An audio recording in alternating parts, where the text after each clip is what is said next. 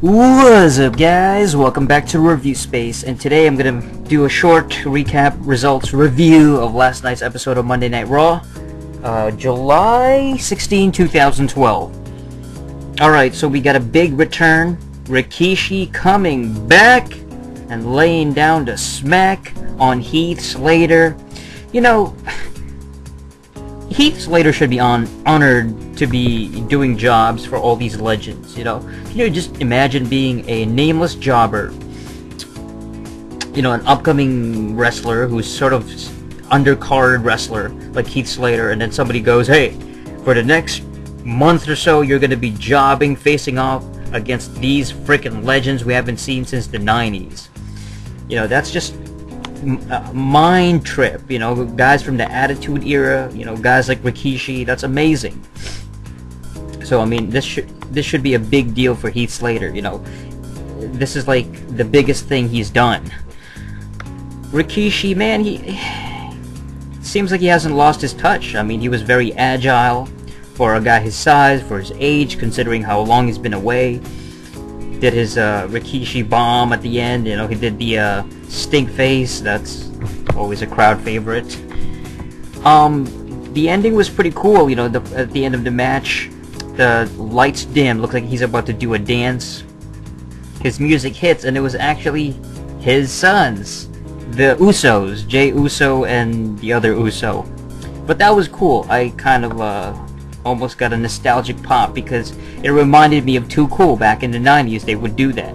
In the late 90s, they would dance the Too Cool theme song, and it was just very Brodus Clay-esque. I actually thought Brodus Clay was going to come in when the lights dimmed instead of obviously the Usos. I thought it was going to be Brodus Clay and he would start dancing with Rikishi, and it would have been a special moment, like a dance-off. But I can understand why they chose the Usos. It was a father-son's moment, a family moment. It was really cool. The Usos can't really dance for shit, but alright. Kofi Kingston and R-Truth defending the tag titles over the primetime players, PTP, I guess, Darren Young and Titus Oneil. Not much to say about that. We got Alberto Del Rio against Zack Ryder. Alberto looks like he was just dominating Zack Ryder, but then at the end, Rey Mysterio comes out. Rey Mysterio making his return. It's been about a year since we've seen him. Yes, booyaka. I can imagine these guys are gonna have a feud and just continue having matches in the, you know, all the way up to at least next week, maybe the next month, who knows. Alright, we have Bryan and AJ in a tag match against Eve and the returning Miz. That's right. At the end, ultimately, it was AJ that got a pin over Eve with the help of Bryan.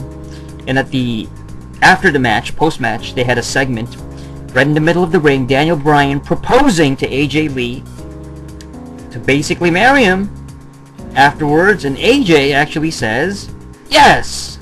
She agreed. She said yes. It looks like AJ is going to marry Bryan next week on the 1000th episode of Raw. And as you can predict, every single wedding ceremony always gets interrupted. There's always some kind of shenanigans, so you can expect that one to become very interesting at the very least. Alright, we have Jack Swagger coming in, facing up against Ryback.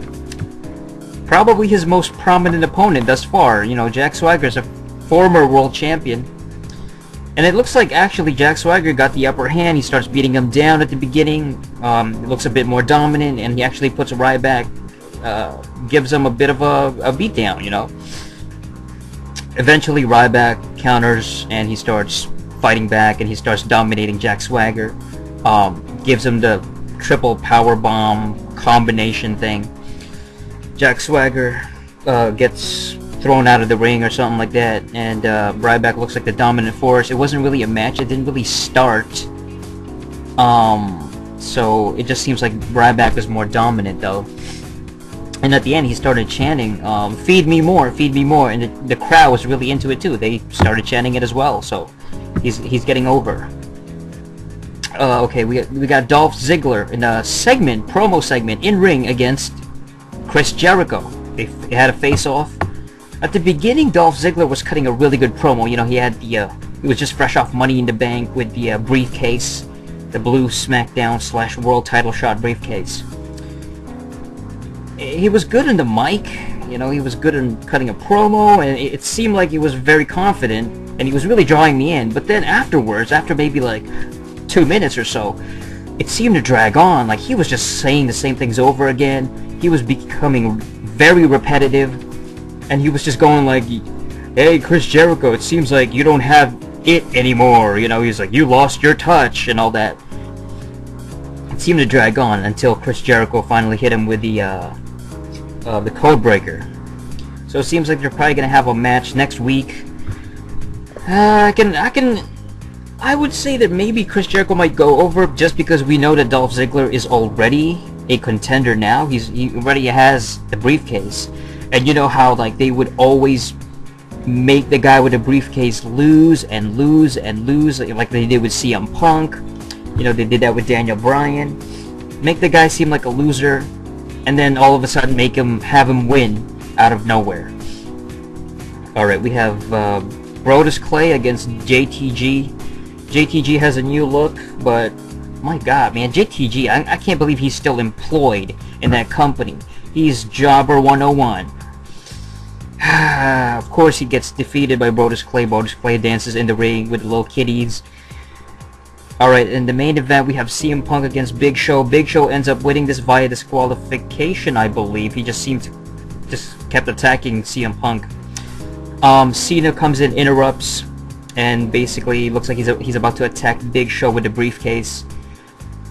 And it looks almost like he might cash it in, but of course he wasn't. He was playing the babyface as usual. It was kind of funny, very comical, seeing Big Show.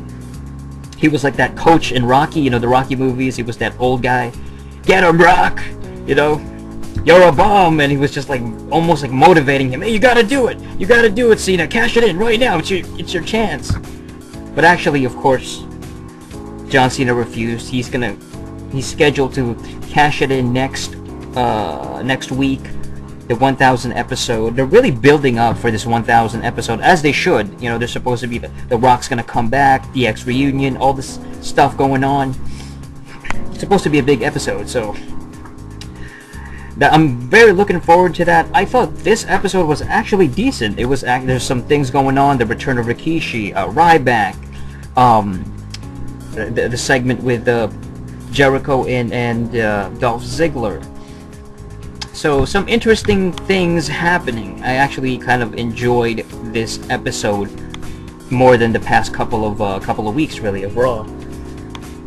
I think that's just because to build up on the 1000 episode, though, it's kind of strange how even Money in the Bank itself, having John Cena win the WWE title shot briefcase, is to build up on the 1000 episode of Raw. So it's just kind of bizarre. They're making it such a big deal. Anyway, I'm definitely looking forward to it. So that's it for this review. Again, an overall decent episode of Raw. AJ marrying Daniel Bryan. That's probably the biggest, weirdest storyline. It's gonna get interrupted. I can just feel it. That's it. Till next time. Ciao.